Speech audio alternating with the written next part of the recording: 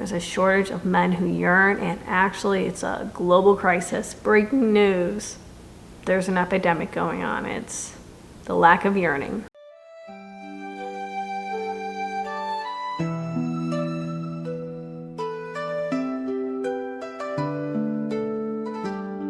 Hello everyone. Today we are going to be talking about Ann Liang's newest release, Never Thought I'd End Up Here.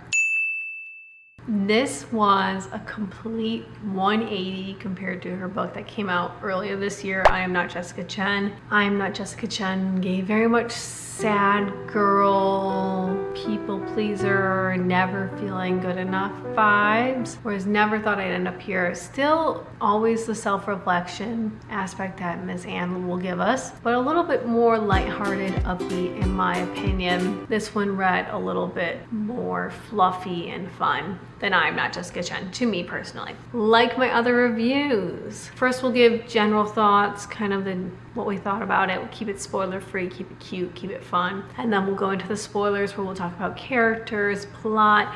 I have notable quotes I have saved that we're gonna talk about, and we'll talk about the book cover as well. So without further ado, let's get into it. A quick refresher. What was this book about? Never Thought I'd End Up Here. Follows our girl Leah, who has an encounter at a family event that leads her to being shipped off to China for a 2-week trip that her parents deemed appropriate because she needed to get back in touch with her culture, her Chinese side a little bit more, especially learning a little bit more Mandarin, since the family event had something to do with that. In the process of doing all of this, she runs into a past foe of hers from her childhood, and there's the natural romance there that we have the pleasure of experiencing with them. From a general plot standpoint, pacing standpoint, I don't know, rating subjective. This is my first 4-star. I'd given all of her other books 5 stars,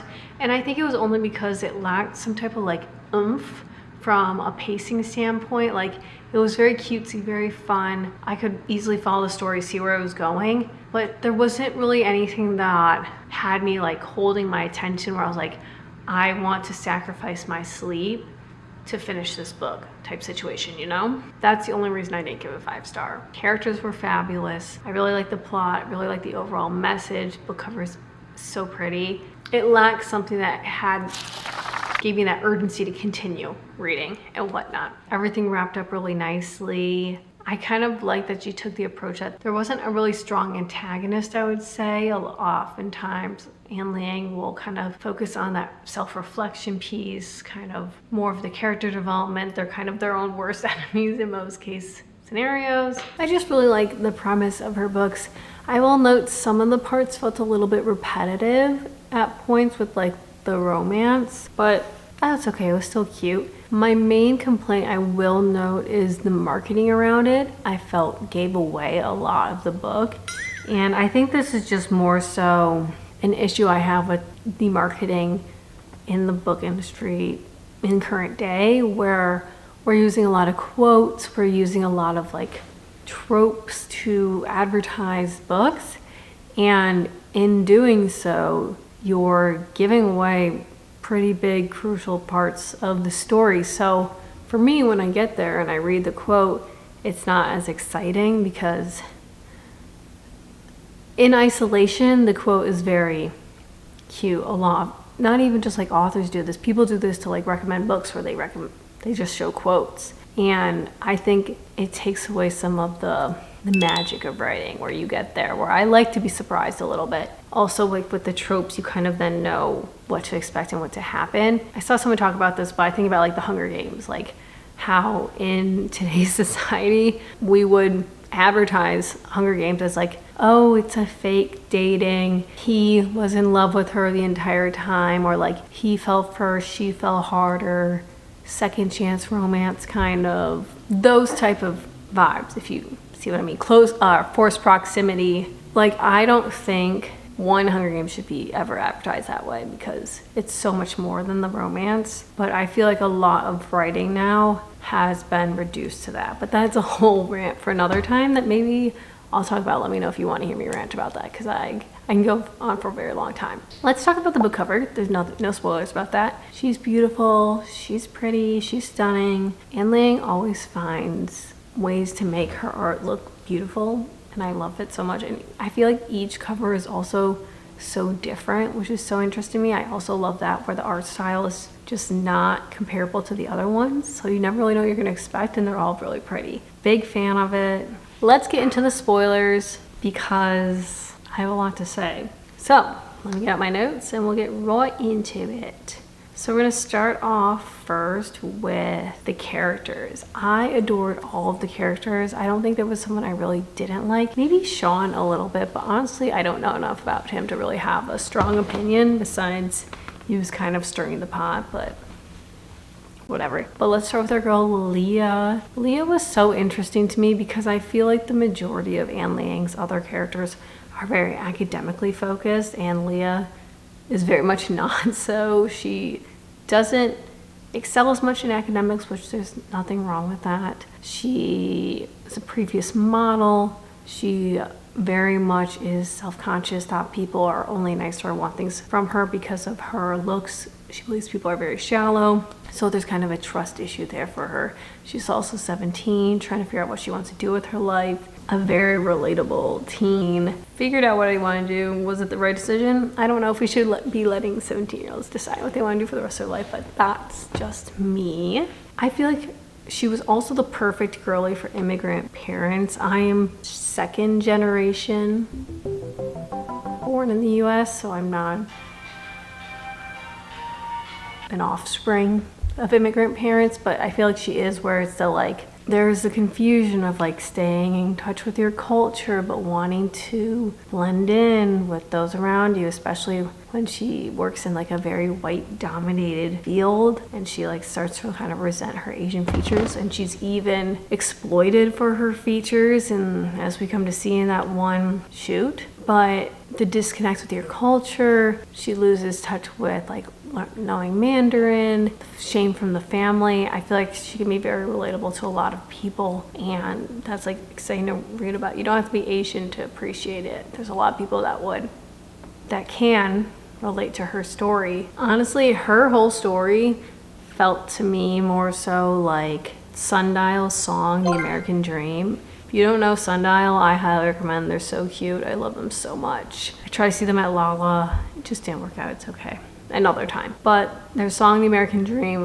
literally should be on the soundtrack for this book. I honestly don't know the songs on the soundtrack. I don't really look at those that much, but it should be, because it basically, it's a lot of parallels. I just liked her because she's a relatable, cutesy girl who was just trying to figure life out. Let's talk about Cyrus, our love interest.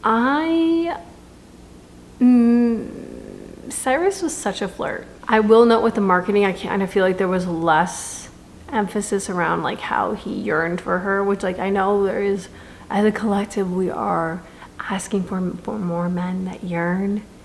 But I wish there was less around the marketing, because now I'm like directly going to the book and I'm like knowing this essentially. I kind of wish, I like when you find it out like later, like, oh, he loved her the whole time type situation. But he was so flirty the whole time and so straightforward. And if Leah wasn't so much in her head, it would have been very obvious. And also given their history, that confuses her as well. But this man was such a flirt. I was cracking up the whole time. I wasn't a fan, but I understand why he like picked fun at Leah growing up, because he like had a crush on her, but it was because his parents had a not good relationship, so he saw their love as like, oh, they're fighting all the time, that means they love each other.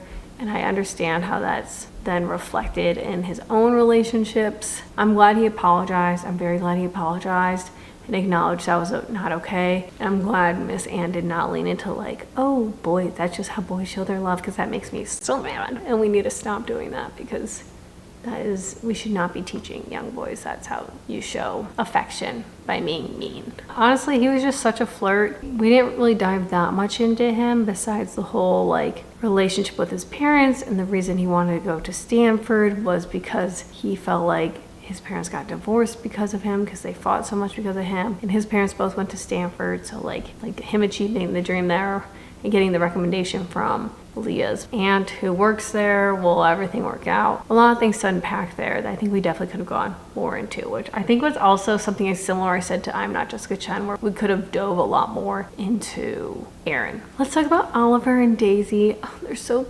cute and fun. I'm glad Oliver wasn't an a-hole and he was just like such a flirt with Leah, and she's like, what's your deal, guy? But like also diving into his background and like how he's like has taught himself not to love easily because he's gotten hurt in the past, but also shout to him for landing a prince, but also shout to him for having standards and being like, just because you're a prince doesn't mean I'm gonna lower my standards type situation, you know? He was so cute and fun and such a nice comedic relief character that also we loved the backstory. And then Daisy was so cute. I kind of wish we got more of Daisy and Leah moments, because Daisy's kind of the first real friend that Leah has that she doesn't have to question, like, what are your intentions? Do you actually like me? What do you want from me? Type situation, you know? I honestly don't really have any strong feelings about Kate or Lydia. Kate was like Leah's kind of friend back in LA, who they were more superficial friends. And then Lydia's like one of the girls in their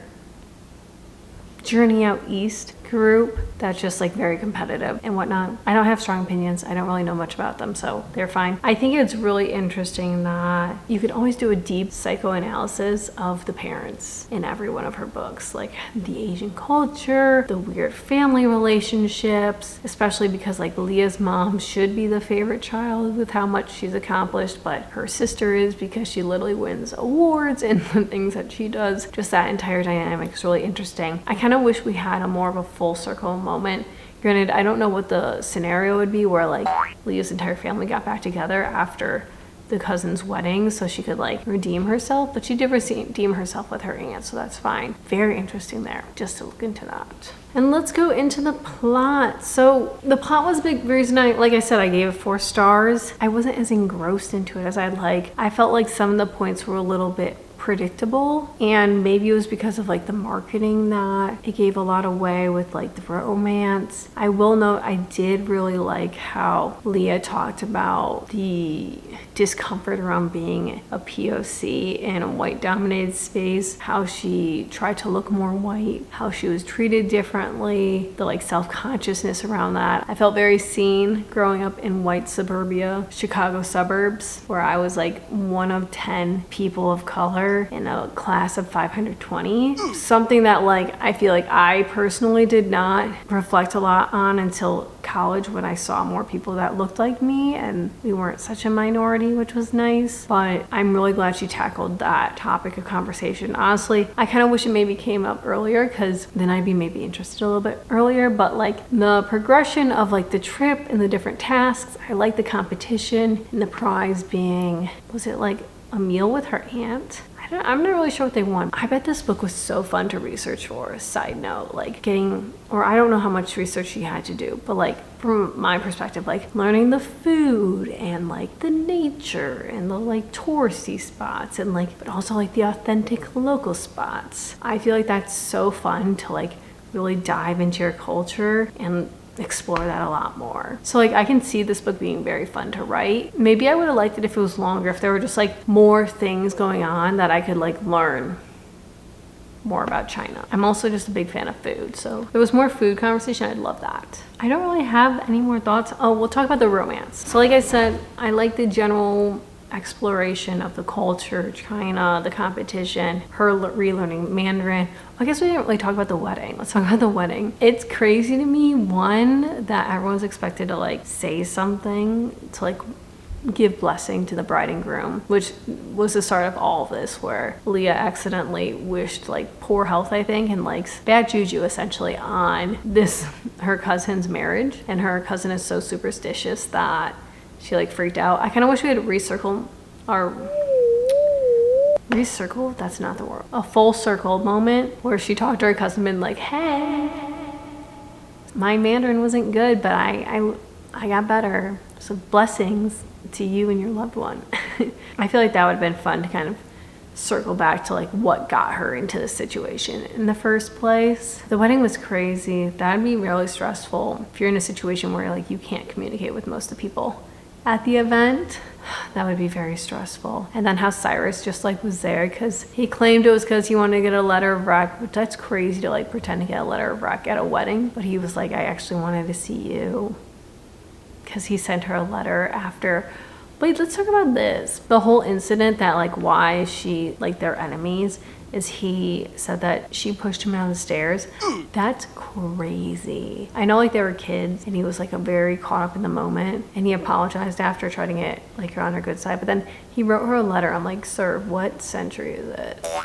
And I think they were in middle school or they were like freshmen or sophomores in high school, I think. I'm like, who's sending letters? Find her on social media or something. I know he was looking at her social media, so DM her or something. That's crazy though, the whole pushing down the stairs incident. Also, didn't they have cameras maybe so they could check it?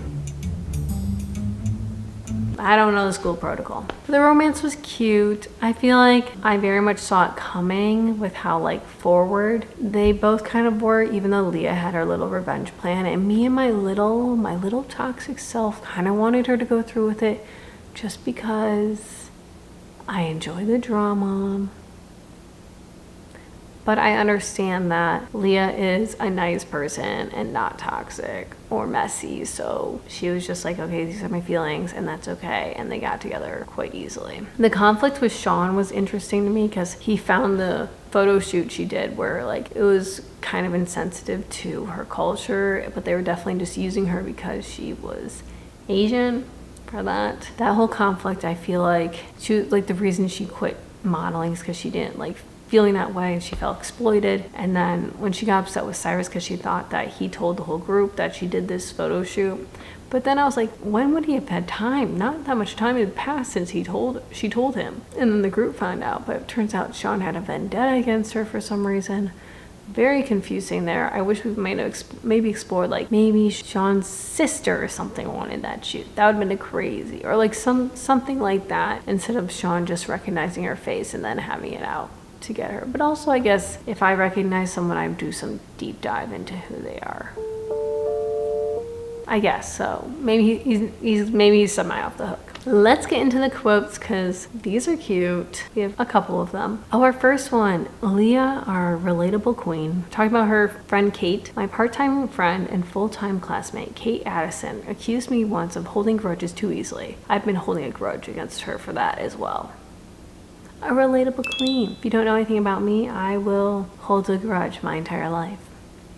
They say you'll forget about things or people will forget about things. No, I will remember. I will remember exactly what you said and did for the rest of my life. Do not worry. My long-term memory, infinite. It knows no bounds. I will remember. Just like Leah. Our next one, oh, this is so funny. So the group finds out that Cyrus and Leah knew each other previously, and Leah thinks it's funny to like pretend that they used to previously be a fling. Oliver's like flirting with Leah. He's like, dude, why? Like to Cyrus, he's like, back off. Like, you had your time. And Oliver goes, well, we'll have you moving on from her in no time. To Cyrus. Well, I guess not, he wasn't saying that. He was like, Cyrus, move on type situation. Who said I wanted to? Cyrus says flatly. Oh, Oliver blinks. I mean, feel free to mope around to your heart's content if that's what you prefer. I will, thanks, Cyrus says in the flat, hostile tone designed to end any conversation. The signs were so early on. Our little flirtatious king. Our little flirtatious, yearning king who just wanted to be loved but didn't know what a healthy relationship looked like. Our next one, oh, this is just Cyrus being so insightful for a 17-year-old. I was not having these thoughts then. Probably still not having these thoughts. Recommend books to challenge my intellect because I kind of missed that back in like school when you'd read books above your reading level to improve it. Help a girl out. Give me some recommendations, please. I need assistance. For our next one, Cyrus is talking about why he wants to go into literature instead of playing piano. He's good at both. On a bad day, books offer a language for your pain, and on a good day, books remind you just how precious your life is. How insightful and cute. Wow. Kids these days. Our next one. Oh, this is just Cyrus being our little flirtatious king. He's talking to Leah about her wearing something. I don't know. Well, now I'm really curious, though I doubt it's possible for anything to look ugly on you. He adds in the same offhand tone. He could be making a passing comment on the rain. He's so flirtatious. I just know little old teenage me would be like freaking out over all these little comments. They're so cute. Oh my gosh, and then another one. He's such a flirt. Oh my gosh. He's talking to Leah and she's like, stop being nice to me. It confuses me. Like, I know you as my enemy, not this nice person. His smile feels like a warning, but it's not the kind that precedes a prank. It's too sincere. His voice dropping low as he says, I'll keep being your enemy if that's what you'd prefer. His eyes drop down too, drifting to my lips with such weight and intent that I can almost feel the ghost brush of his gaze. I can be whatever you want me to be. This man is down bad, as he should be. Bring back men that yearn. Everyone take notes. Take notes on Mr. Cyrus. And our last one. Oh my God. It's just, this man's down. Literally all these quotes are just about how Cyrus is down so bad. As he should be. The next one is when he first saw Leah when they were like kids, and he would, when they were younger, and he'd wait for her. And he'd go, I would wait every day for the moment you walked into class with your polka dot socks and your cute sweaters and pigtails. It was like my day didn't even begin until I saw you. He just raised the bar. Should I change? No. I'm like, should I change this to a 5-star? I'm gonna keep it at 4. I stand by what I said, but Cyrus should take a class. How to Yearn 101, taught by Cyrus something. Everyone take notes. There will be a test. Overall though, it was so cutesy, so fun, so flirty, so fresh. Cover girl. That's not the right slogan. That's on me. But I loved it. Miss Ann Liang, I will continue reading anything you put out there, and I will happily do so. I have a not so subtle promotion right there and up there. But this was such a fun book. I still think I'm Not Just Good Chen, and I hope this doesn't find you, still are my top 2 favorites of all time, just because I think those were incredible and fantastic. But this was still a very fun read and I had a great time. So thanks for watching today, guys. Let me know your thoughts. Would you like it? Didn't like it? What would you change? What's your favorite Ann Liang book? Or if you have recommendations for other men that yearn, let us know. There's a shortage. There's a shortage of men who yearn, and actually it's a global crisis. Breaking news. There's an epidemic going on. It's the lack of yearning. This has been so fun. I will see you guys next week. Make sure you follow me on Instagram, TikTok, all the behind the scenes going on there. Subscribe to the YouTube. I'm running a marathon if you want to follow along with that. And this has been so fun. Also, lastly, Goodreads Storygraph. Put all my thoughts out there. For all the book reviews I don't post here, I write a book review for every single book I read. So check them out there. I will see you guys next week. Otherwise, I do this to everyone.